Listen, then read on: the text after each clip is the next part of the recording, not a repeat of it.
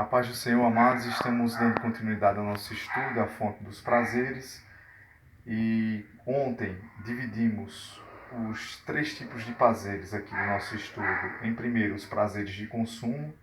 O 2, prazeres do ego. E o 3, a fonte de todos os prazeres. Ontem, no prazeres de consumo, nós dividimos em descanso, alimentação e sexo. Falamos ontem sobre descanso, hoje vamos falar sobre alimentação e sexo, certo? Como uma fonte de prazer humana. Então, em Tito capítulo 3, versículo 3, diz assim a palavra do Senhor: Pois antigamente nós mesmos não tínhamos juízos e éramos rebeldes e maus. Éramos escravos das paixões e dos prazeres de todo tipo e passávamos a nossa vida no meio da malícia e da inveja. Os outros tinham ódio de nós e nós tínhamos ódio deles. Porém, quando Deus, nosso Salvador, nos mostrou a sua bondade e o seu amor por nós, ele nos salvou porque teve compaixão de nós, e não porque nós tivéssemos feito alguma coisa boa. Ele nos salvou por meio do Espírito Santo que nos lavou, fazendo com que nascêssemos de novo e dando-nos uma nova vida. Fiquei até no versículo 5. Queridos, tratando-se sobre os prazeres de consumo, e eu denominei ontem como os prazeres fisiológicos, a alimentação ela é necessária para o nosso desenvolvimento, das nossas capacidades diárias, metabólicas, para que nós possamos viver nessa terra, cumprir a nossa função social e também no corpo de Cristo. Entretanto, não tem coisa melhor do que nos alimentarmos. Cada um vai ter um gosto diferente. Uns vão gostar de bolo de chocolate, outros vão gostar de pizza, outros vão gostar de qualquer tipo de alimento pelo qual, assim, tem sensações, né? E essas sensações, como já falamos no primeiro vídeo, podem nos trazer sentimentos. Entretanto, o que acontece? Muitas vezes nós temos cometido excessos, e esses excessos na alimentação nos traz prejuízo, trazendo obesidade, diabetes e também pressão alta. Sem contar que todo o excesso ele vai nos levar ao pecado. Então, sendo assim, Provérbios capítulo 23 e o versículo 20 e 21 diz o seguinte: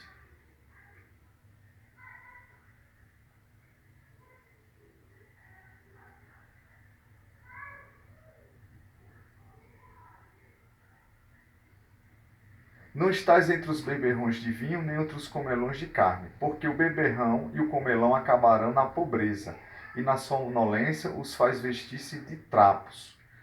Bem verdade que não só porque comer demais nos vai fazer mal, mas também a glutonaria ela é um pecado. Ela é descrita como uma obra da carne, ou um fruto da carne. E nós temos os frutos do Espírito, que é aquilo como crentes, servos de Deus que somos, nós devemos desenvolver. Porque 1 Coríntios capítulo 6, versículo 19, diz: Ou não sabeis que o vosso corpo é santuário do Espírito Santo e que habita em nós, o qual possuís da parte de Deus e que não sois de vós mesmos. Então, tudo que nós devemos fazer com medida, até mesmo na alimentação. Devemos entender que hoje existem doenças que nos levam até a comer mais. Pessoas que têm ansiedade, depressão, elas tentam fazer com que sejam controladas comendo. E aí precisa que você entenda que a resposta para a sua vida não está em comer no momento de dificuldade.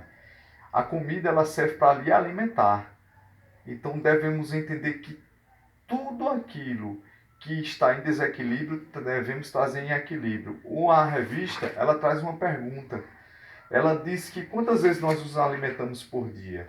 Então, quantas vezes nós realmente nos alimentamos, fazendo um paralelo ao nosso alimento espiritual? Quantas vezes lemos a palavra, estamos com o Senhor?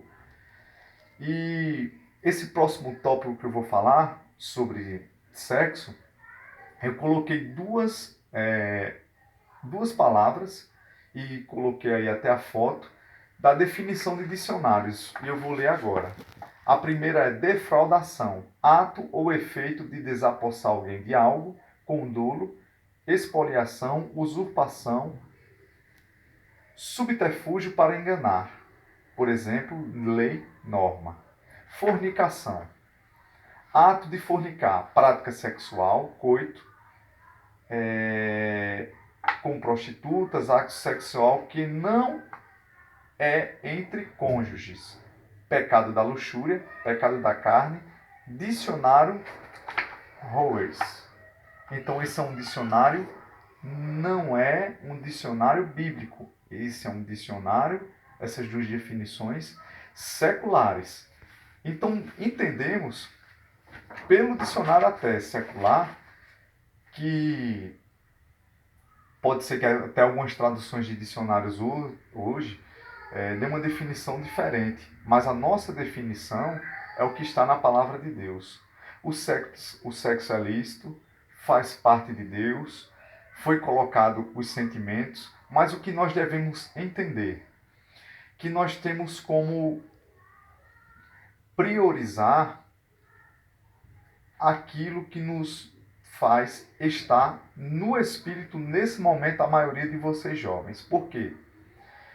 Eu não posso praticar sexo, porque é fornicação, quando eu sou jovem. Mas aí eu vou defraudar. O que seria defraudar?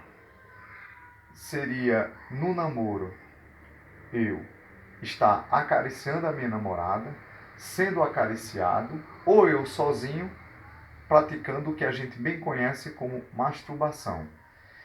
E isso, queridos, é condenável também pelo Senhor, porque é uma defraudação da norma.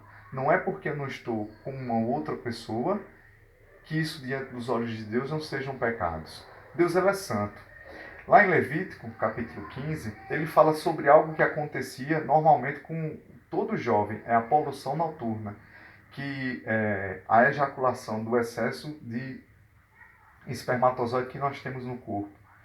E a Bíblia diz que quando isso acontecesse, o soldado tinha que ser retirado, lavar suas roupas, ficar até um tempo de purificação para voltar para o exército. Novamente, aqueles jovens que não eram casados. Nós vemos na Bíblia um jovem com 28 anos, que foi casar aos 28 anos, José. Alguns podem pensar, como é que eu posso equilibrar as minhas vontades de comer, os meus impulsos hormonais, através de uma ferramenta chamada jejum.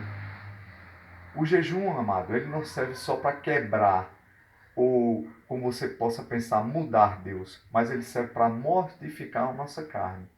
E uma vez que a gente não estimula, como já falamos sobre estímulos e sensações lá no primeiro vídeo, aquilo que não é estimulado não é dado ênfase. Você pode dizer, mas você, irmão, hoje é casado, tem sua esposa. Sim, mas aos 28 anos, aliás, aos 29 anos, foi que eu casei com o Zi. Mas antes de casar com o Zi, eu era solteiro, crente na igreja, professor de musculação. E nessa idade, eu pude e experimentei me guardar. Zi está aqui gravando esse vídeo, está segurando o telefone. E ela também o fez o mesmo. Nós não moramos. Nós não nos conhecemos até casar. Então uma coisa é falar de alguém, outra coisa é nós darmos testemunhos de nós mesmos. Tem como esperarmos. Podemos nos guardar, podemos nos santificar. E o Senhor, ele nos traz a consciência, certo? De que nós não somos nós, de nós mesmos. Nós somos templos do Espírito Santo. 1 Coríntios 10, 31 diz, portanto, quer comais, quer bebais ou façais qualquer outra coisa, fazei tudo para a glória de Deus. O seu namoro tem sido para a glória de Deus? Quando você acha que ninguém está vendo, tem sido para a glória de Deus? Essa é a pergunta que nós deixamos nesse momento. Então saiba que os prazeres de consumo fazem parte do ser humano.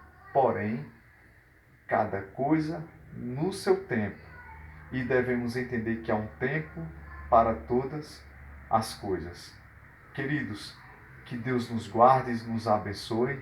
Fique na paz do Senhor e até o próximo vídeo.